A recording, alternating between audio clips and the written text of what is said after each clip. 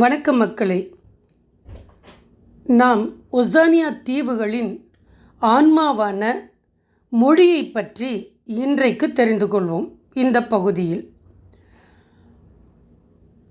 மானுடவியலாளர்கள்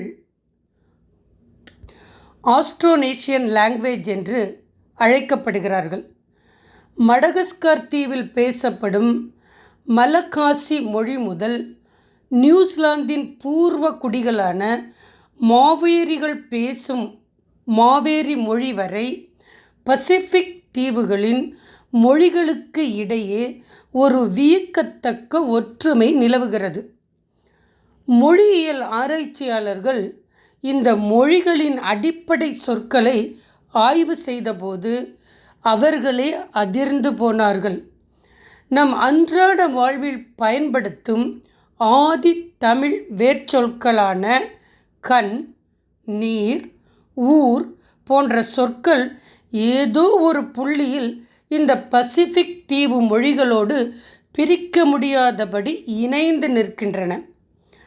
Pacific கடலையும் தாண்டி அமெரிக்காவின் மாயன் மற்றும் இன்கா நாகரிகங்கள் வரை இந்த மனித பெயர்வு நீடித்திருக்கிறது என்றால் நம் முன்னோர்களின் கடல் ஆளுமை எத்தகையதாக இருந்திருக்க வேண்டும். ஐந்திணை வாழ்வும் கூட்டு குடும்ப பண்பாடும். இங்கு வாழ்ந்த பிஜி, சமோவா, பலிஷோனியா, மெலனோசியா இன குடும்பங்களின் பாரம்பரிய சமூக அமைப்பானது தமிழ் சங்க இலக்கியங்கள் போற்றும் ஐந்திணை குறிஞ்சி, முல்லை, மருதம், நெய்தல், பாலை வாழ்வியலோடு குறிப்பாக நெய்தல் நிலத்து பண்டைய தமிழ்குடிகளின் வாழ்வோடு நெருங்கிய தொடர்பு கொண்டிருக்கிறது. கடலையே தன் நிலமாக மதித்து கூட்டு குடும்பமாக வாழும் இவர்களின் ஆதி பண்பாடு அன்று கடல் கோள்களால், சுனாமி மற்றும் கடல் சீற்றங்களால் மூழ்கிப்போன குமரி கண்டத்து ஆதி மனிதர்களின் எஞ்சிய எச்சமே அன்றி வேறில்லை. இவர்களின் பேச்சு வழக்கிலும் பண்பாட்டிலும் நம் தமிழ் மண்ணின் வாசனை வீசுகிறது. உதாரணமாக சில தீவுகளில் இன்றும் தேங்காயை தேங்காய் என்றும் முருங்கைக்காயை முருங்கைக்காய் என்றும் அழைக்கும் பழக்கம் உண்டு. இதை பார்த்துவிட்டு இவர்கள் ஏதோ கடந்த 200 ஆண்டுகளுக்குள் குடியேறிய மக்கள் என்று நாம் சுருக்கிவிட முடியாது. இது பல்லாயிரக்கணக்கான ஆண்டுகளாய் கடலையும் கடந்து கடத்தப்பட்ட இரத்த வழி உறவின் மொழி. இந்த தீவு கூட்டங்களின் வாழ்வாதாரமும் பொருளாதாரமும் முற்றிலும் இயற்கையை சார்ந்தே கட்டமைக்கப்பட்டுள்ளன. ஒசியானாவின் மிக பெரிய நரம்பியல் மையமாக திகழ்வது சுற்றுலாத்துறை.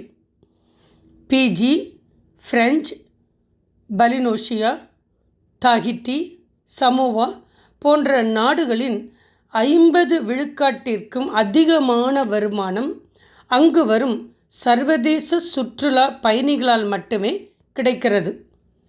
அடுத்ததாக அவர்களின் பிரதான தொழில் கடல்சார் மீன்பிடித்தல். உலகின் மிக பெரிய மீன் வளம் பசிபிக் பெருங்கடலில்தான் உள்ளது. பிற நாடுகள் இங்கு வந்து மீன் பிடிப்பதற்கான உரிமத்தை வழங்குவதன் மூலமே பல சிறிய தீவு நாடுகளுக்கு பெரும் வருவாய் ஈட்டப்படுகிறது. பாரம்பரியமான விவசாயமும் இவர்களின் முதுகெலும்பாக உள்ளது. வனுவாட்டு போன்ற இடங்களில் 9 விதமான பூர்வ குடிமக்கள் இன்றும் விவசாயத்தையே நம்பி வாழ்கிறார்கள். தேங்காய், பனை, சர்க்கரை, கரும்பு, இஞ்சி போன்ற விளைபொருட்களின் ஏற்றுமதி இவர்களின் பொருளாதாரத்தை நகர்த்துகிறது. மறுபுறம் நிலத்தடி சுரங்கத் தொழில் இங்கு பிரம்மாண்டமாக நடக்கிறது. ஆஸ்திரேலியா உலகிலேயே மிக பெரிய நிலக்கரி மற்றும் இரும்பு தாது ஏற்றுமதி செய்யும் நாடாக திகழ்கிறது. பப்புவா நியூகினியாவின் 75 விழுக்காடு வருமானம் தங்கம் மற்றும் செப்பு சுரங்கங்கள் மூலமே கிடைக்கிறது. அதேபோல் நியூ கலிடோனியா என்ற பகுதியில் மட்டும் உலகின் 10 விழுக்காடு நிக்கல் மற்றும் இரும்பு வளம் கொட்டி கிடக்கிறது. குமரிக்கண்டத்தின் சாபமும் இன்றைய ஒசியானியும். பொருளாதார வளம் ஒருபுறம் இருந்தாலும் இன்றைய ஒசினியாவின் எதிர்கொள்ளும் மிக பெரிய அச்சுறுத்தல் என்ன தெரியுமா? புவி வெப்பமயமாதலால் பனிப்பாறைகள் உருகுவதும் அதன் விளைவாக ஏற்படும் கடல் மட்ட உயர்வும் தான். இன்றைய புவி வெப்பமயமாதலால் இந்த பகுதிகளுக்கு கடலின் மட்டம் உயரத் தொடங்குகிறது. துவாலு, கீரிப்பட்டி, மார்ஷல் தீவுகள் போன்ற தாழ்வான தீவுகள் எந்த நேரமும் கடல் மட்டம் உயர்வதால் உலக வரைபடத்திலிருந்து முற்றிலும் மறைந்து போகும் பேராபத்தை சந்தித்து கொண்டிருக்கின்றன. அன்று நம் ஆதிச்சூழ் நிலமான தமிழ் நாகரீகத்தின் தொட்டிலான குமரிக்கண்டம் எப்படி கடல் கோள்களால் இயற்கை அச்சுறுத்தல்களால் கடலுக்குள் மூழ்கி போனதோ அதே போன்றதொரு கோரமான இயற்கை அச்சுறுத்தலையும் சாபத்தையும் தான் இன்று ஒசானியா தீவுகளும் எதிர்கொண்டு நிற்கின்றன. இயற்கையை நாம் சிதைத்தால் இயற்கை நம்மை சிதைக்கும் என்ற காலத்தின் பாடம் இது. கண்டங்கள் மாறினாலும் சமுத்திரங்கள் பிரிந்தாலும் ஆதி மனிதனின் வேர்கள் கடலால் பிணைக்கப்பட்டே இன்றும் இருக்கின்றன.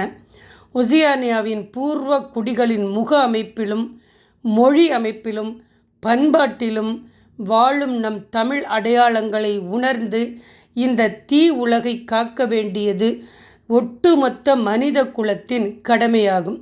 காலப்பெட்டகத்தின் இந்த ஒசியானியாவின் பயணம் நம் தொப்புள் கொடி உறவுகளை நமக்கு மீண்டும் நினைவூட்டி இருக்கிறது. சிதறிக்கிடக்கும் அந்த தீவு கூட்டங்களின் வழியே நம் ஆதி பாட்டனின் குரல் கடலோசையாய் ஒலித்து கொண்டே இருக்கும். நன்றி மக்களே, வணக்கம். இந்த பதிவு உங்களுக்கு பிடித்திருந்தால் உங்கள் நண்பர்களுக்கு ஷேர் பண்ணி, லைக் பண்ணி, கமெண்ட் பண்ணுங்கள். மீண்டும் அடுத்த பதிவில் பார்க்கலாம். நன்றி.